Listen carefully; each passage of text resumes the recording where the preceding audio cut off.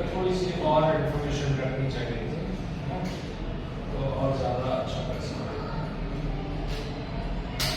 एक टीम में क्योंकि निर्णय में फीडबैक के लिए हमें जो है कि बहुत ज़्यादा मेहनत नहीं करनी पड़ी है, ठीक है। वो इसलिए क्योंकि एक टीम के पास इंफॉर्मेशन भी थोड़ी कम थी और जानकारी भी थोड़ी कम थी, जिसका कि हमें यूज करना चाहिए था, ठीक है। तो सबसे पहले निर्णय बता देते हैं, ठीक है, ताकि फीडबैक और अच्छे तरीके से दे सकते हैं।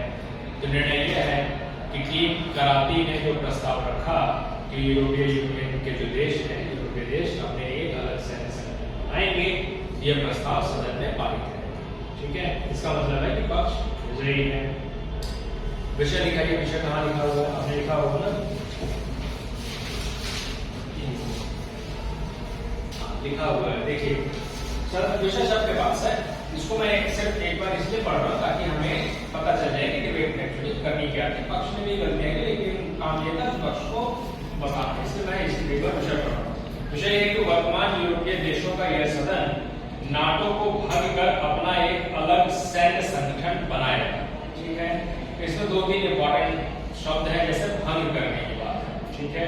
भंग करने का मतलब डिसॉल्व कर देना, वो अस्तित्व में नहीं रहेगा, ठीक है। एक बात ये, और एक अपना एक अलग सैन्य संगठन हम बनाएंगे, ठीक है। इसका मतलब ये है, तो सबसे पहले जब पक्ष ये प्रस्ताव लेकर आ रहा है कि भाई हम उसको भंग कर देंगे, तो आते ही आपको सवाल कर देना चाहिए था कि आपके पास क्या इतनी क्षमता है जो उसको भंग कर देंगे, ठीक है। भंग करने का मतलब कि आपके पास वो पावर होनी चाहिए कि आप भंग कर देंगे। एक बार क्वेश्चन नहीं पूछा गया। दूसरी बात यह है कि इसमें एक मॉडल की मांग की जा रही है, हम एक अलग अपना सैन्य संगठन बनाएंगे।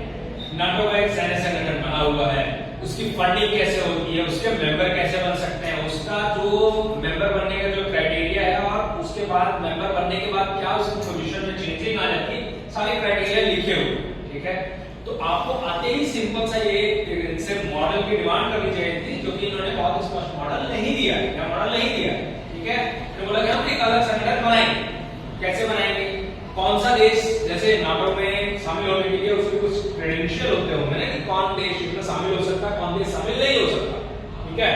और अगर शामिल होगा तो उसके बाद उसको क्या करना पड़ेगा, तो आपको सीधा पूछना चाहिए था, बताइए अगर आप नया सैन्य संगठन बनाएंगे तो उसमें किस देश को शामिल करेंगे, क्या सिर्फ यूरोप के देश होंगे, चलिए मान लीजिए अगर आप यूरोप के देशों बनाते हैं, उसकी फंडिंग कैसे होगी, कौन सा देश किस अनुपात में सेना रखेगा, कौन सा देश किस अनुपात में फंडिंग करेगा, ये सब सवाल मॉडल की बात है। आपने क्या बोला कि रिलेशन खराब है, मैंने लिखा हुआ है, जैसे नेता विपक्ष आई है तो बोला नेटो जो है अभी भी महत्वपूर्ण है, फिर मैंने उसके सामने लिखा कैसे महत्वपूर्ण है, मैं ढूंढता रहा, आप वहां नहीं है, फिर आप रशिया यूक्रेन वॉर पे चली गई, ठीक है। तो नहीं बताया, ठीक है। क्या है, मॉडल बेस्ड डिबेट में आपको बताना होगा कि कैसे, जब ये आकर बताएंगे कि हम ये बनाएंगे, तो ये बताना पड़ेगा कि हमारे नए संगठन में यूरोप के सारे देश होंगे, हम सबको शामिल करने की कोशिश करेंगे, फिर जो देश होंगे तो उनकी फंडिंग कैसे होगी, तो हमें बताना पड़ेगा कि जिस इकोनॉमी के आधार पर हम करेंगे, तो छोटा देश कम फंडिंग करेगा या ज्यादा देश बड़ी फंडिंग करेगा, ये क्राइटेरिया कैसे तय करेंगे। तो हो सकता है कि मॉडल में, मतलब मॉडल हम ऐसे बना सकते हैं कि हर देश अपनी जीडीपी का, चाहे वो छोटा देश हो बड़ा देश हो, हम कोई अमाउंट नहीं फिक्स कर रहे हैं, हम एक परसेंटेज फिक्स कर रहे हैं कि हर देश जो है अपनी जीडीपी का 10% और 2% जो भी आप क्राइटेरिया फिट करना चाहें कि उतना आपको रेवेन्यू देगा। अगर छोटे देश की जीडीपी छोटी है तो उतना छोटे परसेंटेज में योगदान देगा, तो हमें करेंगे। फिर इनके आप ये तो मैंने सिर्फ क्या आपको बता दिया कि डिबेट में करना क्या था, ठीक है। मॉडल की मांग आपको मांगनी की, तब उपनेता आते हैं और मॉडल देकर जाते, ठीक है। क्योंकि उन्होंने नहीं किया तो आप लोग सैद्धांतिक से फिर आप सामान्य से बातें कर रहे थे, तो उन्होंने भी सामान्य से बातें की, लेकिन उनके कुछ महत्वपूर्ण तर्क थे जिसको कि आप लोग नहीं काटना। जैसे जो थ्रेट होता है, सॉवरेनिटी को सबसे ज्यादा थ्रेट होता है वो आपके नेबर से होता है या आपके अड़ोस पड़ोस में होता है। अगर हम उसको ही क्लियर कर लेते हैं और बातचीत से सुलझा लेंगे तो हमारी जो सारी समस्या खत्म हो जाएगी। फिर उन्होंने बोला कि हमारी जो सिक्योरिटी पर जो हमारा अमाउंट खर्च होता है वो बचेगा, और इकोनॉमिक ग्रोथ की तरफ हम जाएंगे। इसका जवाब इधर से नहीं था। जैसे ने बोला कि अगर हमारा रशिया के साथ कॉन्फ्लिक्ट है तो हमारा बॉर्डर स्टेट है ना, बॉर्डर हमारा उससे लगता है, यूएसए से लगता नहीं है। अब इधर से कमी ये थी, जैसे ये बार बार क्वेश्चन कर रहे थे कि मतलब यूएसए से दुश्मनी ले लेंगे, ठीक है। तो आपको यही बोलना था कि जो बॉर्डर लग रहा है, तो आप बोल भी रहे थे, लेकिन ये सिर्फ बोलना था कि जब कि बॉर्डर लग रहा है कि एक बात बताइए कि यूएसए यहाँ है, यूरोप यहाँ है, इतनी दूरी है ना, तो डिस्टेंस से कितनी मिसाइलें मार लेगा? बस एंटी बैलिस्टिक मिसाइल सिस्टम भी है, कितनी मिसाइलें मार लेगा?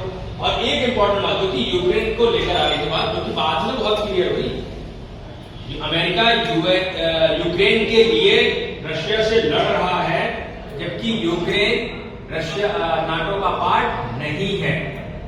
यूक्रेन नाटो का पार्ट बन जाए, इसके लिए अमेरिका सारी चीजें कर रहा है, और उसमें हम डिसेंट रखते हैं, लेकिन उसके बावजूद भी हमारी नहीं सुनी जा रही है।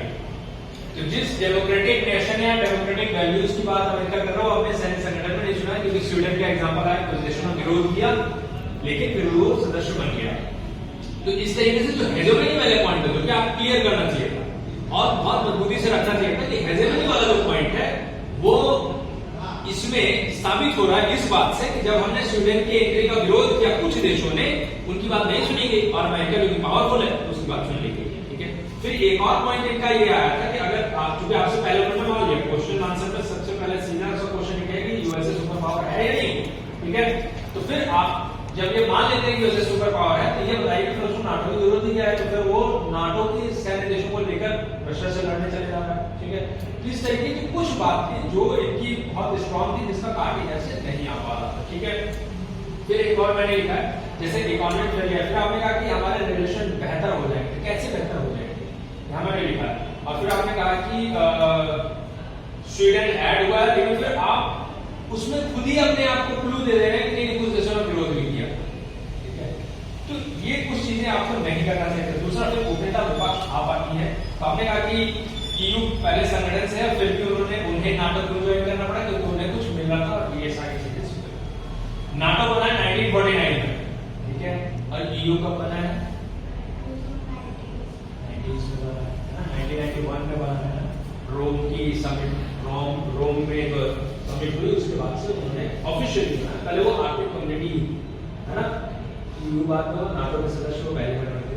तो नाटो की एक हिस्ट्री रही है, जो कि बार बार कह रहे हैं कि यूएसएसआर को डिसॉल्व करना था हमें, उसके डिसइंटीग्रेशन के लिए काम करना था, जो कि हो गया। मुझे आपको बहुत अच्छा क्वेश्चन था कि कैसे भाई जब वो डिसॉल्व हो गया, खत्म हो गया यूएसएसआर, तो फिर हम क्यों बने रहे उसके अंदर? तो उन्होंने बहुत सिंपल सा आगे दिया, भाई हमारा मन उस समय नहीं था, हम उतना सोचेंगे, ये कहते हैं उस समय हमें फायदा हो रहा था, अभी नहीं हो रहा।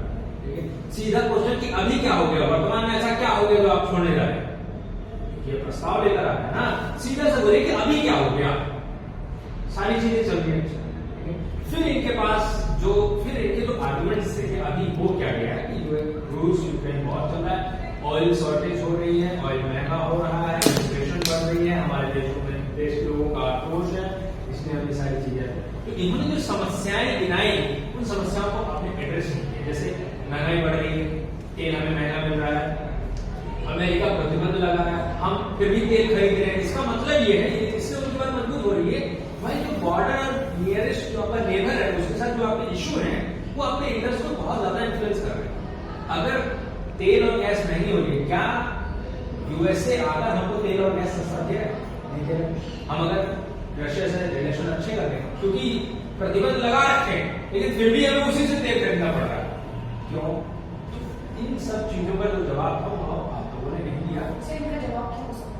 हाँ, इसका जवाब ये देखिए, तो अब फिर दूसरे पर्सपेक्टिव से हमें शुरू करना पड़ेगा ना, क्योंकि इसका जवाब ऐसे एकदम से नहीं देंगे, इसके जवाब के लिए हमें एक बैकग्राउंड बनाना पड़ेगा। तो पहली बात तो इसका जवाब हमें तब मिलता जब हम मॉडल की बात करते, दूसरी बात फिर हम करते कि फंडिंग कहां से आएगी, फिर तीसरी बात पे हम आते हैं इसका जवाब देने के लिए कि अगर हम यूएसए के नाटो को अगर हम छोड़ देंगे, ठीक है, और अगर हम ऑयल और इन्फ्लेशन के आधार पर ही अगर हम रिलेशन बिल्डअप करना शुरू कर दे रहे हैं और पर्सनल इंटरेस्ट या कंट्री के इंटरेस्ट के लिए जा रहे हैं, और आप कह रहे हैं कि भाई हमें तो वहां से सस्ती गैस मिल रही है, इसलिए तो सस्ती गैस मिलने के लिए आप क्या वर्ल्ड पीस को खतरे में डाल देंगे? फिर वो एलिमेंट आता है कि इसका जवाब आप कैसे देते? इसका जवाब आप ऐसे दे सकते थे, नाटो जो बना था, जो डिटरेंस की नीति अपनाने के लिए नाटो बनाया गया, और जो जिस तरीके का कम्युनिज्म या जो डेमोक्रेटिक वैल्यूज को हार्म करते हैं उसके लिए नाटो बनाया गया, वो फुलफिल नहीं हुआ, क्योंकि रशिया में डेमोक्रेटिक वैल्यूज उस तरीके से फ्रूटफुल नहीं है जिस तरीके से यूरोपियन कंट्रीज में है। अब फिर एक क्वेश्चन आया था, भाई रशिया तो हम ये कह सकते हैं क्योंकि वो कम्युनिस्ट आइडियोलॉजी से सारी चीजें डिराइव कर रहा है और उसमें अभी भी जो पॉलिटिकल हेजेमनी आप कह सकते हैं पॉलिटिकल डिक्टेटरशिप है वो है। इसलिए हमें अगर हम डेमोक्रेटिक वैल्यूज को आगे बढ़ाना चाहते हैं हमें तय करना पड़ेगा हम डेमोक्रेटिक वैल्यूज के साथ हैं या सस्ते तेल के साथ। इसका जवाब हम यही दे सकते हैं कि या तो हमें सस्ता तेल चाहिए या फिर हम डिक्टेटरशिप को सपोर्ट करेंगे। ठीक है, दो आंसर हमें चूज करना पड़ेगा। तो डेफिनेटली हम जो है डेमोक्रेटिक वैल्यूज के साथ जाएंगे क्योंकि हमारा पूरा वॉर ही इस बात पे रहा है और डेमोक्रेटिक वैल्यूज यूरोप में ही उत्पन्न हुई है तो यूरोप में डेफिनेटली जो है डेमोक्रेटिक वैल्यूज के साथ जाएगा।